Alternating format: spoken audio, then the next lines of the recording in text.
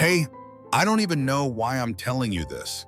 I guess sometimes you just have to say things out loud to believe they're real. My name's Alex. I'm 22 years old.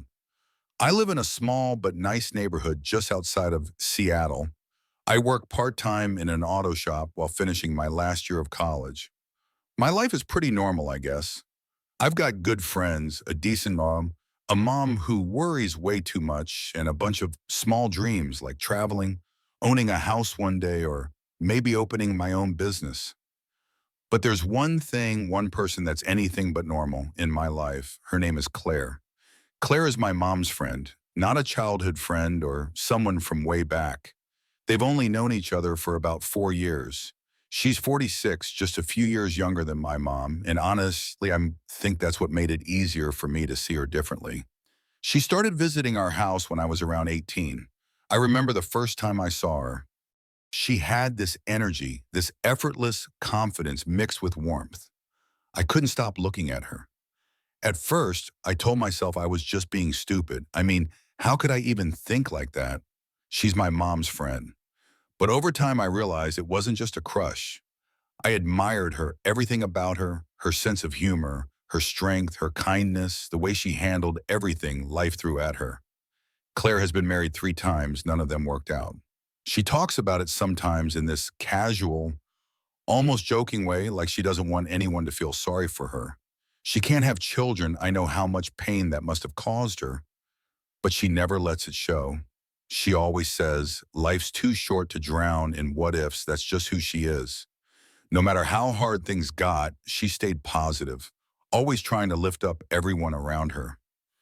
And me, I just sat there and listened, completely hooked on every word. The way she talked about life, about her travels, about her mistakes and lessons, I admired her so much it scared me. I started to notice everything about her, the way her eyes lit up when she laughed, the small wrinkles around them, when she smiled, the elegance in her movements. Even when she was just making coffee in our kitchen, I fell for her hard. And no matter how hard I tried to convince myself that I shouldn't, I couldn't stop it. I knew I was in deep. I caught myself thinking about her at random moments, replaying conversations in my head, wondering what she was doing when she wasn't at our house. But I never said a word. I was terrified of ruining everything. I kept telling myself, "You're just imagining things, Alex. She doesn't see you that way. Don't be an idiot." Then came the night that changed everything. Claire had come over to have dinner with my mom like she did every couple of weeks. They laughed and talked about work recipes, random gossip. I barely said a word. I just watched her quietly enjoying the way she filled the room with her energy. When it got late, she stood up to leave. My mom was busy cleaning up the kitchen, so I offered to walk Claire to the door. My heart was racing the whole time. I kept thinking, don't say anything, just say goodnight and walk away. But when we got to the door, I couldn't stop myself. I don't even know where the courage came from. Maybe I was tired of pretending. Maybe I just couldn't take it anymore. I looked at her and said softly, "You look beautiful tonight." For a split second, Claire froze. She stared at me, and I thought I'd completely screwed up. Then slowly she smiled, the kind of smile that feels like it's only meant for you. She leaned a little closer and whispered, "You're braver than I thought." I didn't move. I didn't speak. I just stood there completely stunned. That one sentence felt like a doorway had opened. Was she teasing me? Did she know how I felt? Or was it just an innocent comment? I didn't know. But I knew one thing: I wasn't imagining the connection anymore. That night I lay in bed staring at the ceiling, my mind racing. What did she mean? Was that her way of saying she noticed me too?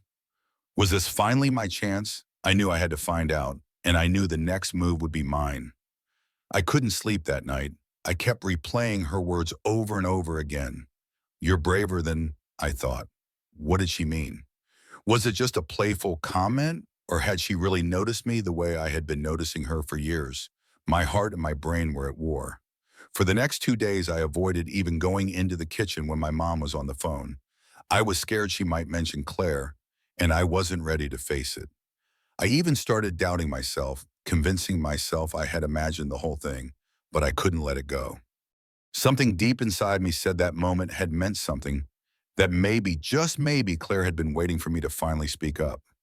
I spent an entire evening typing out a message on my phone, deleting it, rewriting it, staring at the screen for hours. I knew I couldn't just ask her out directly. That would be too bold and too risky. If she rejected me, I would never be able to look her or my mom in the eye again. So I came up with a plan. I typed out a message that looked casual, like I had meant to send it to someone else. Hey, are you free for coffee sometime this week? I stared at the text for a long time, my thumb hovering over the send button. If she ignored it or said no, I could just play it off as a mistake, but if she said yes, finally with my heart pounding, I sent it. I watched the screen like a madman. The seconds felt like hours. 10 minutes passed, nothing. Then 15, my chest tightened. You idiot, I thought. What were you thinking? Then it happened. My phone buzzed. I almost dropped it, trying to pick it up. The message read, "Sure, let me know what day works best for you." I stared at it, stunned. I must have read it 20 times before I believed it was real. She had said yes. The next few days were torture. I wanted to message her back immediately, but forced myself to wait a few hours not to seem desperate. We agreed to meet on a Saturday afternoon in a small coffee shop, 2 towns over somewhere. No one from our neighborhood would recognize us. Saturday came, and I showed up early. I sat by the window, nervously tapping my fingers against my coffee cup, watching every car that pulled into the lot. I kept thinking, what if she changes her mind? What if this was all a big mistake? But then I saw her. Claire stepped out of her car wearing jeans and a simple blouse. She looked so effortlessly beautiful, like always. She walked in, spotted me immediately, and smiled that same warm, knowing smile that had haunted my dreams all week. She sat down across from me, casually brushing her hair behind her ear. "I was wondering if you'd go through with it," she teased. I smiled nervously, my palms sweating. "I wasn't sure if you'd even show up." She looked straight into my eyes. "Oh, I knew I would. I just wanted to see if you were really going to ask me." I laughed awkwardly, feeling both relieved and terrified at the same time. The conversation started slow. We talked about safe topics at first school work, the weather. I told her I was finishing up my degree and working at the shop. She told me about her new hobby, photography. But after a bit, she leaned forward just slightly and said, "You really think I didn't know how you look at me?" I froze, my face flushed. "What?" She smiled kindly, not mocking, but understanding. "We women know these things, Alex. You can't hide it from us." I've known for a long time. I swallowed hard, my heart was pounding in my ears. "I'm sorry if that made you uncomfortable. I never wanted to cross any lines." She gently waved her hand to stop me. "You didn't. That's why I never said anything. I didn't want to embarrass you or make things complicated between me and your mom. But I'm here now, aren't I?" I stared at her, speechless. I had dreamed about this moment, rehearsed 100 things I would say if it ever happened, but now my mind was blank. I just couldn't keep it to myself anymore. I finally blurted out, "I've tried to ignore it, to convince myself it was stupid, but I really like you, Claire. I have for a long time." Her expression softened, and she reached out, lightly touching my hand across the table. "I know Alex and I like you too. You're sweet, genuine, and yes, brave." We sat there silently smiling at each other. For the first time in years, the tension between us had melted away. It was no longer an unsaid, impossible secret. It was real. As we walked out of the coffee shop, she stopped and looked at me seriously. "I'm not promising anything. We're in uncharted territory here, and we have to be careful, but I'm willing to see where this goes if you are." I nodded without hesitation. "I am." She smiled. "Good. Then let's just take it one day at a time." That walk back to my car felt lighter than air. For the first time, I allowed myself to believe that something real could happen between us. I knew there would be challenges, questions, and risks, but I didn't care. I was finally in the place I wanted to be for so long, by her side. The days after our coffee meeting were the longest of my life. I couldn't focus on anything, my classes, my job, even my friends. My mind kept drifting back to Claire, the way she smiled at me across that tiny table, the way her fingers brushed mine so casually yet so deliberately. I kept questioning if it was all real or just a beautiful dream I didn't want to wake up from. I didn't want to push her, didn't want to scare her away, but I also didn't want to lose the chance that had taken me 4 years to get. I kept replaying her words in my head. We have to be careful, but I'm willing to see where this goes. So I waited 2 days, 3 days. On the fourth day I broke, I sent her a message simple. Hi, I hope you're having a good day. I was wondering if you'd like to meet up again. No pressure, just coffee or even just a walk. The reply came, how about a walk tomorrow afternoon? There's a park I love about 20 minutes outside town. No one ever goes there. I smiled so hard my face hurt. The next afternoon I arrived at the park early. It was tucked behind some old trees in a small lake, quiet, peaceful, almost too perfect to be real. I stood by the water, nervously bouncing my knee until I heard her car door close. I turned and there she was, walking toward me in jeans, a light jacket, and that familiar warm smile. We started walking side by side, not talking. At first, it was a comfortable silence. I stole glances at her when I thought she wasn't looking. Eventually, she broke the silence. I almost didn't come, she admitted softly. Why, I asked. Because this is complicated. Alex, I'm not just some woman you met at a bar. I'm your mom's friend. There's a lot at stake. I stopped walking and gently took her hand. She stiffened for just a moment, then relaxed. Claire, I know. I've thought about that 1,000 times.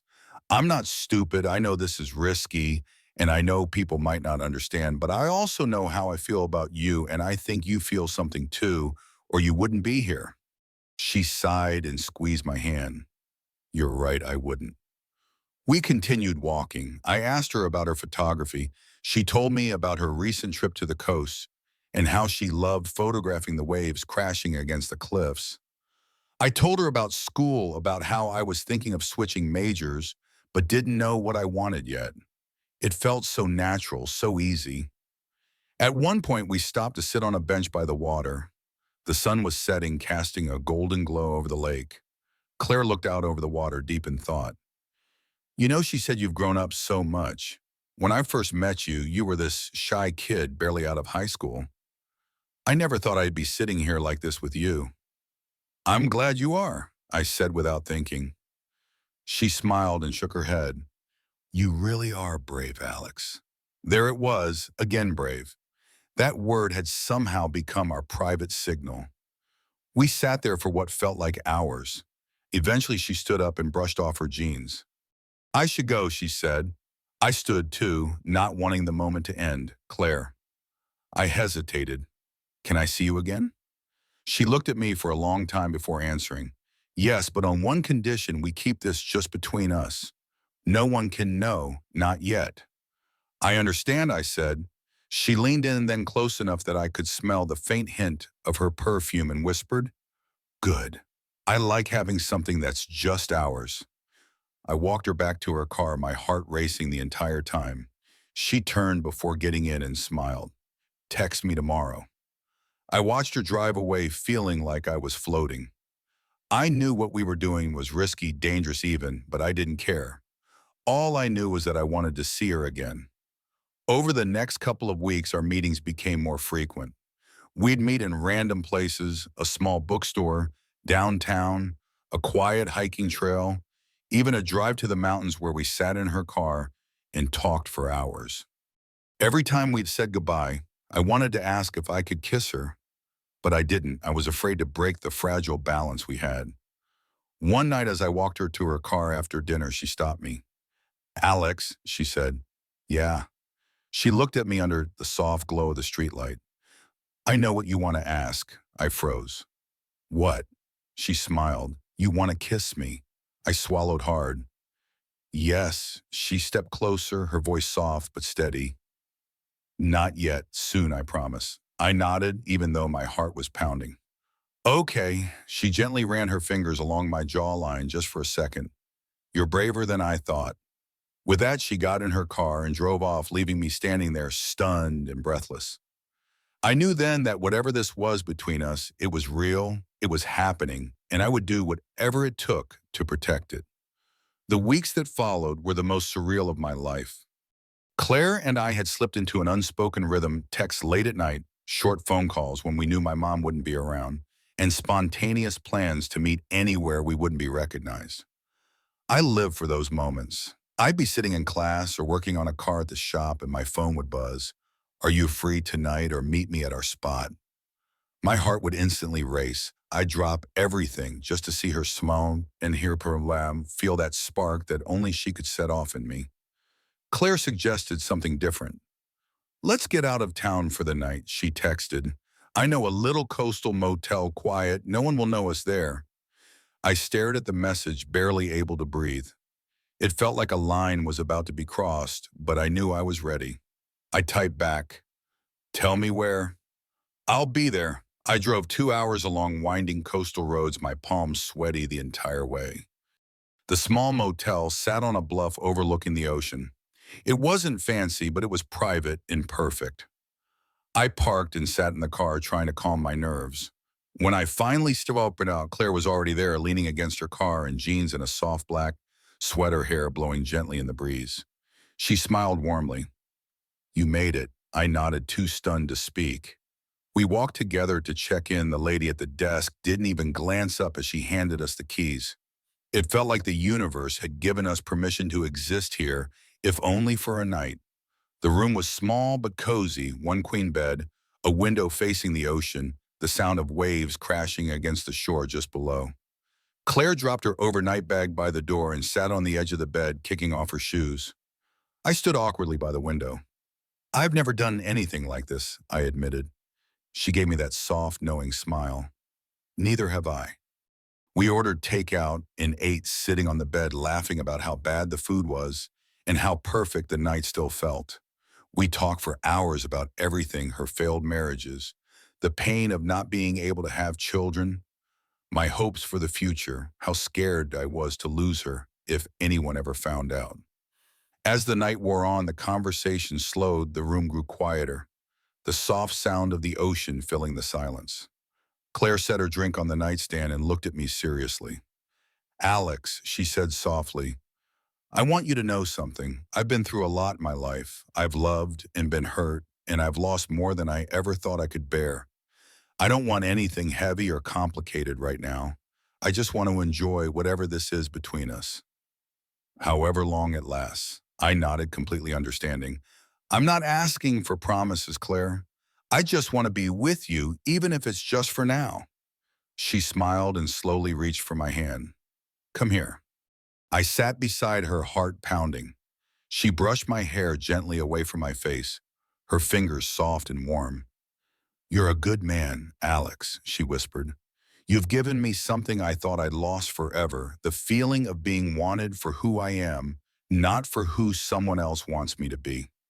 That was the moment we crossed the line we had been dancing around for weeks. We kissed soft, at first tentative, but then deeper as weeks of tension and longing melted away into the sound of waves outside our window. I won't tell you what happened after that. Some things belong to the people who live them. All I can say is that it wasn't about lust or rebellion. It was about connection, comfort, and something that felt achingly real and right in a world that would never understand. The next morning, we woke up tangled together under soft white sheets. The sunlight filtered through the thin curtains, casting golden patterns across her bare shoulder. I just stared at her, committing every detail to memory, afraid this might be the last time I'd have something so perfect. But when she opened her eyes and smiled at me, I knew it wouldn't be. We checked out early, barely speaking, both knowing we were stepping back into reality. Before we got into our separate cars, she pulled me into a tight embrace. This doesn't change anything, she whispered. We still have to be careful no one can know Alex.